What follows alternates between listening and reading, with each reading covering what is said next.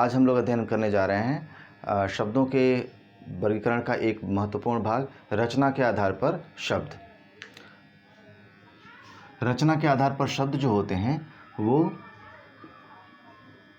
रूढ़, यौगिक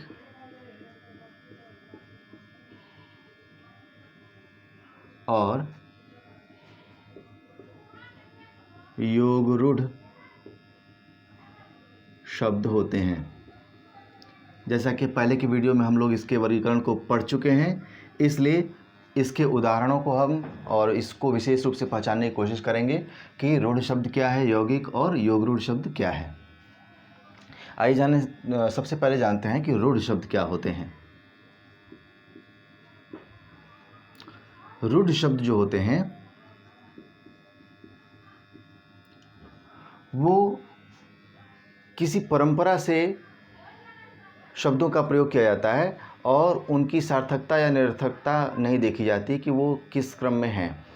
जैसे घर, पैर, रथ,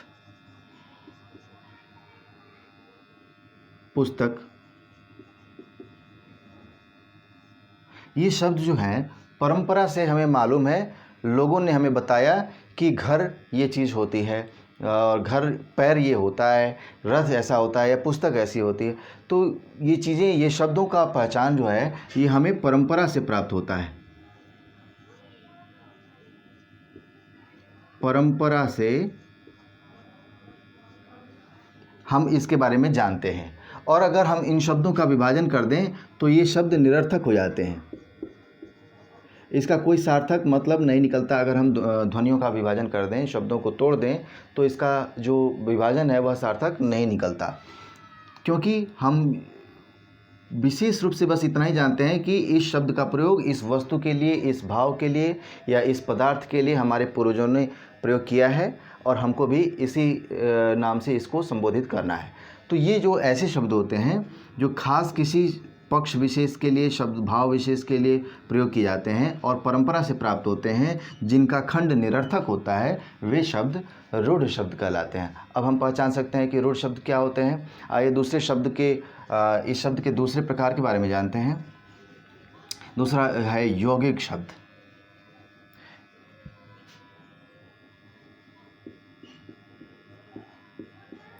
यौगिक शब्द क्या है? यौगिक शब्द, यौगिक जो है योग शब्द से बना है। योग का अर्थ होता है जोड़। तो जोड़ का यहाँ पर अभिप्राय यह है कि जब एक से अधिक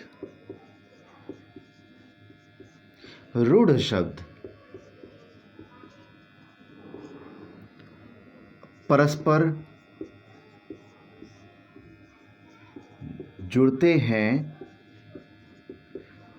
तो यौगिक शब्दों का निर्माण होता है। यौगिक शब्दों का निर्माण होता है।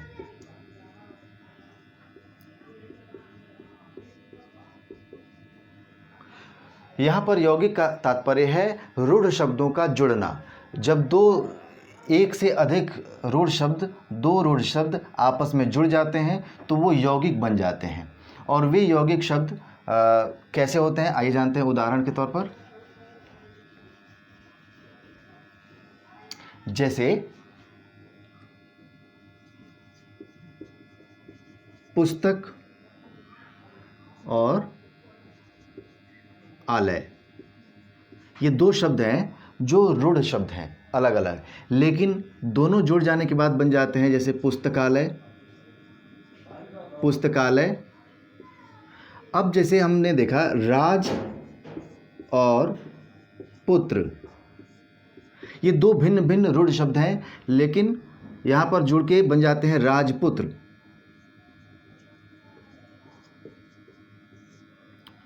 इसी प्रकार अगला उदाहरण देखते हैं। जैसे जन्म और भूमि, लेकिन इन दोनों का जो यौगिक शब्द बनता है वह हो गया जन्मभूमि। इस प्रकार हम देखते हैं कि जब दो रूढ़ शब्द आपस में जुड़ करके एक नए शब्द का निर्माण करते हैं तो वे नए शब्द जो होते हैं वे यौगिक शब्द कहलाते हैं।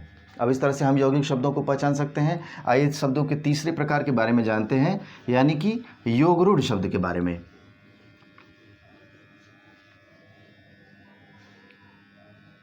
योगरूढ़ शब्द,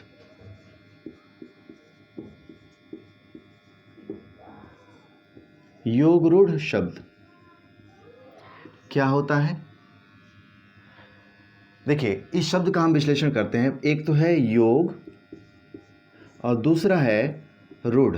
रूढ़ शब्दों के बारे में हमने पहले पढ़ा कि ये परंपरा से प्राप्त होता है। हमें परंपरा से बताया जाता है कि ये शब्द इस वस्तु विशेष के लिए प्रयोग किया जाना है, इस भाव विशेष के लिए प्रयोग किया जाना है। लेकिन यहाँ पर एक शब्द और भी है, वो है योग, यानी कि शब्दों का योग, और उससे जो उत्पन्न शब्द होगा वह इस प्रकार का होगा, रूढ़ होगा विशेष अर्थ में। जैसे कुछ शब्द ऐसे प्रयोग होते हैं जिनकी उत्पत्ति, शब्दों का निर्माण किसी विशेष अर्थ को देता है, लेकिन उस विशेष अर्थ को हम ना ग्रहण करके किसी दूसरे अर्थ में जो परंपरा से हमें बताया जाता रहा है हम उस अर्थ में ग्रहण करते हैं, तो वे शब्द जो होते हैं वो योगरूढ़ होते हैं। उत्पत्ति के आधार पर भी, उनकी संरचना के आधार पर भी वो कुछ उस तरह के दिखते हैं, और विशेष अर्थ में, रूढ़ अर्थ में भी हम उनको देखते हैं। उदाहरण के तौर पर देखें तो जैसे पंकज शब्द है, पंकज। अब ये योगरूढ़ कैसे है, आइए जानते हैं। संस्कृत में इस शब्द का विश्लेषण होता है पंकात जायते इति पंकजः। पंक से जिसकी उत्पत्ति हो वह पंकज कहलाता है। पंक, पंक का अर्थ यहाँ पर होता है कीचड़। कीचड़ से उत्पन्न होने वाला पंकज कहलाता है। अब पंख से, कीचड़ से, दलदल से कौन सी चीज़ें उत्पन्न होती हैं? ढेर सारी चीज़ें उत्पन्न होती हैं। बहुत से जीव हैं जो कीचड़ में उत्पन्न होते हैं, बहुत से पौधे हैं जो कीचड़ से उत्पन्न होते हैं, जैसे कमल है, और भी पौधे हैं। तो वो जो पौधे हैं वो सारे के सारे, वो सारे जीव, वो सारे पौधे पंकज ही कहलाएंगे। लेकिन फिर भी हमारे समाज द्वारा हमें क्या बतलाया जाता है कि पंकज का अर्थ क्या होगा? कमल। तो ये क्या हुआ?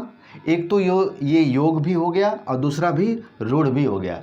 क्यों रूढ़? इसलिए क्योंकि जब हम पंकज शब्द की बात करते हैं तो हमें बताया जाता है कि पंकज का अर्थ होता है कमल, तो ये रूढ़ हो गया।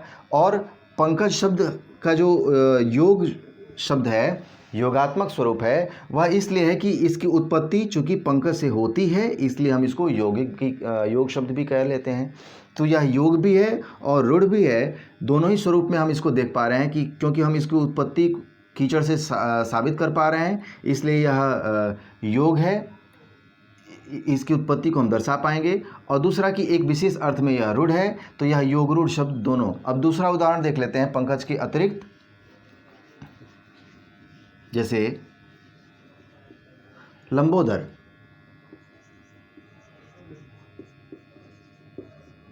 लंबोदर, तो लंबोदर का अर्थ होता है लंब या बड़ा, उदर वाला। जिसका उदर, उदर यानी पेट, जिसका पेट बड़ा हो वह लंबोदर कहलाएगा। तो ऐसा कोई ज़रूरी नहीं है कि एक ही व्यक्ति बड़े पेट वाला होगा, और भी लोग हो सकते हैं, बहुत से लोग हो सकते हैं, वे सारे के सारे लंबोदर कहलाएंगे, नहीं। लेकिन विशेष अर्थ में क्या कहा जाता है लंबोदर का अर्थ? गणेश।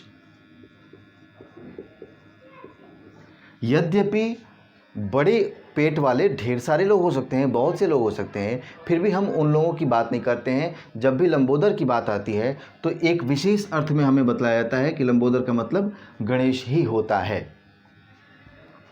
इसके बाद अगला उदाहरण देखते हैं, जैसे दशानन।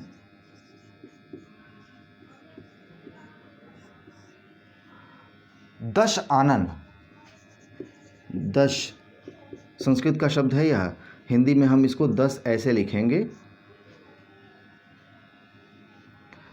10 आनन, आनन का अर्थ होता है मुख, मुंह, चेहरा।